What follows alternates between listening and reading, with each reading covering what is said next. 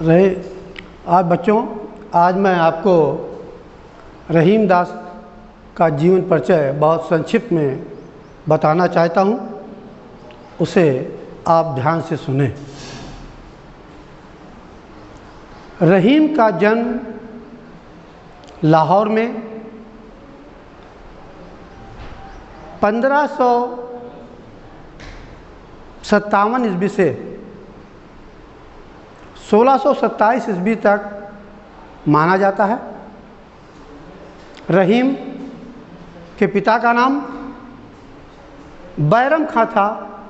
बैरम खां अकबर के दरबार में संरक्षक थे। किन्हीं कारण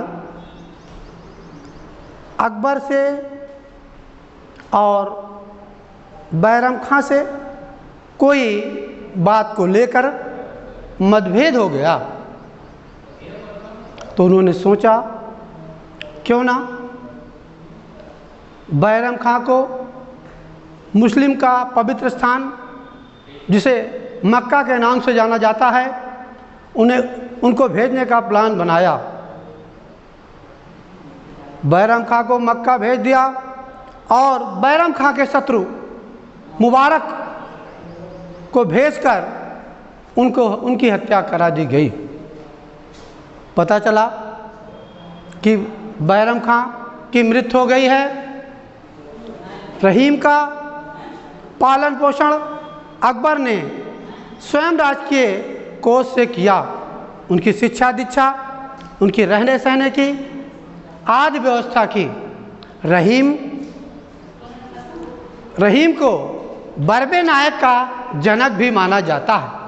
रहीम अवधी भाषा, ब्रज भाषा, अरबी भाषा, तुर्की भाषा, फारसी भाषा आदि भाषाओं पर इनका बहुत अधिक ज्ञान था।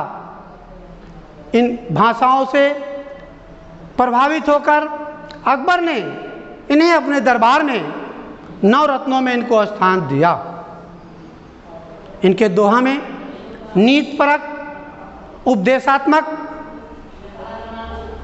आदि लिखा है। इसके अलावा इनकी मुख्य रचनाएं जो हैं राजपंचाध्यायी, रहीम शतकी, नगर शोभा, राजपंचाध्यायी आदि हैं। प्यारे बच्चों,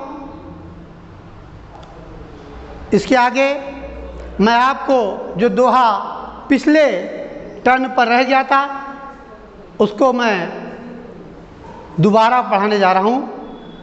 इस पे विशेष ध्यान देंगे बच्चों और ध्यान पूर्वक सुने। तो आओ स्टार्ट करते हैं हम। कहे रहीम संपत्ति सगे, बनत बाहु सब रीत। कहे रहीम संपत्ति सगे, बनत बहुत बहुरीत। विपत कसौटी जे कसै, ते ही साँचे मीत। अब पहले इसका जो हमें एक्सप्लेनेशन करना है, व्याख्या करना है, प्रश्न करना है, तो यहाँ पर रहीम दास जी कहते हैं कि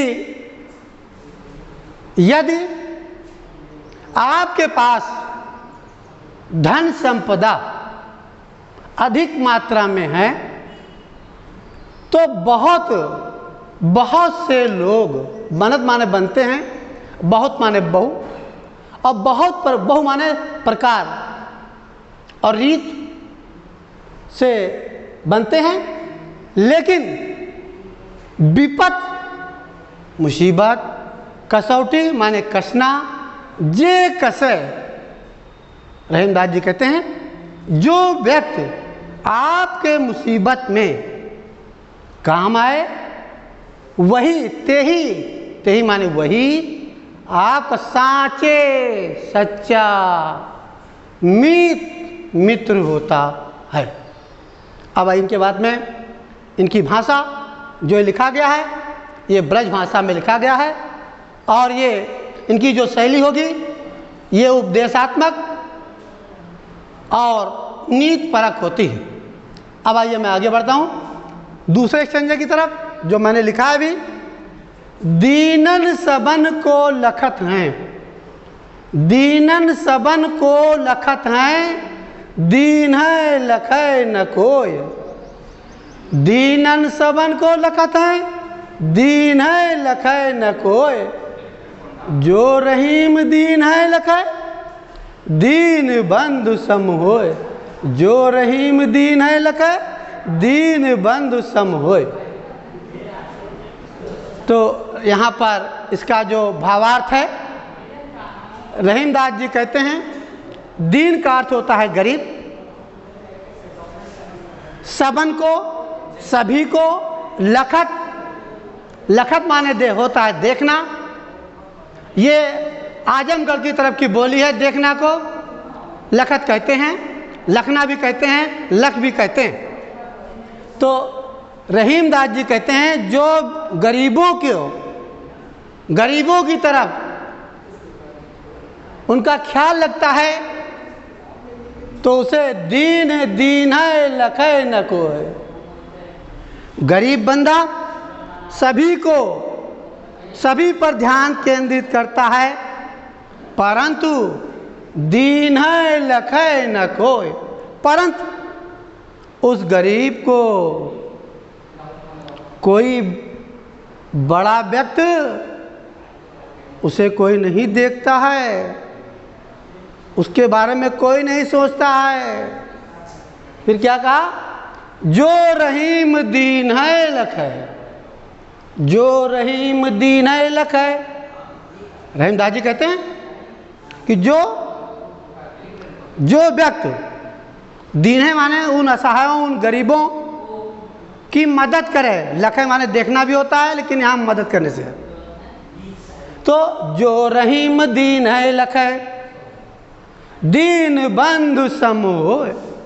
जो गरीबों की मदद करता है, असहायों की मदद करता है, यदि उसने गरीबों की मदद की तो वह दीन बंधु अर्थात ईश्वर के सम माने समान, ईश्वर के समान होता है। होय माने होता है। प्यारे बच्चों, एक बार पुनः सुन ले इसका एक्सप्लेन। जो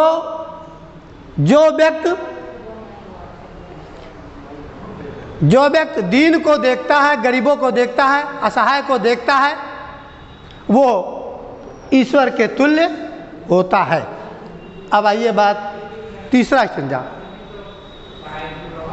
कदिली सीप भुजंग मुख, स्वाति एक गुण तीन।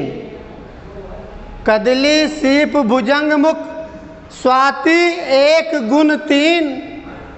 जैसी संगत बैठिए तैसो फल दीन। जैसी संगत बैठिए तैसो फल दीन। प्यारे बच्चों, रहीमदास जी कहते हैं कदली का अर्थ होता है केला, सीप का अर्थ होता है मोती, भुजंग का अर्थ होता है सांप, और मुख का मतलब होता है मुख। स्वाति एक नक्षत्र होती है, 27 नक्षत्रों में एक नक्षत्र स्वाति भी होती है, लेकिन स्वाति नक्षत्र एक है, परंतु उसके गुण माने गुण 3 हैं। फिर क्या कहा? जैसी संगत बैठिए, जिस प्रकार की आप संगत में बैठेंगे वैसे ही, तैसो ही माने वैसे ही आपको फल यानी उसका परिणाम, दीन माने प्राप्त होना। तो इस प्रकार से फिर कहते हैं जैसी संगत बैठिए तैसो फल दीन। अब पुनः सुने इसकी व्याख्या, आप पुनः सुने। रहीमदास जी कहते हैं कदली केला, सीप मोती, भुजंग माने सांप के मुख में स्वाति नक्षत्र की एक बूंद गिर जाती है तो उसके गुण अलग अलग से प्रभाव डालते हैं। जैसे जैसी संगत बैठिए, जैसे मान लिए कदली में यदि सीप यानी स्वाति नक्षत्र का एक बूंद केले में गिर जाएगा तो कर्पूर बन जाएगा, यदि सीप में गिर जाएगा वही चीज़ तो ये मोती बन जाएगा। अगर भुजंग के मुख में गिर जाएगा तो वो विष का काम करेगा।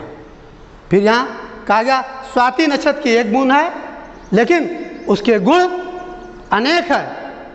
फिर क्या कहा, जिस प्रकार की संगत में बैठेंगे ठीक उसी प्रकार से आपको फल की प्राप्ति होगी।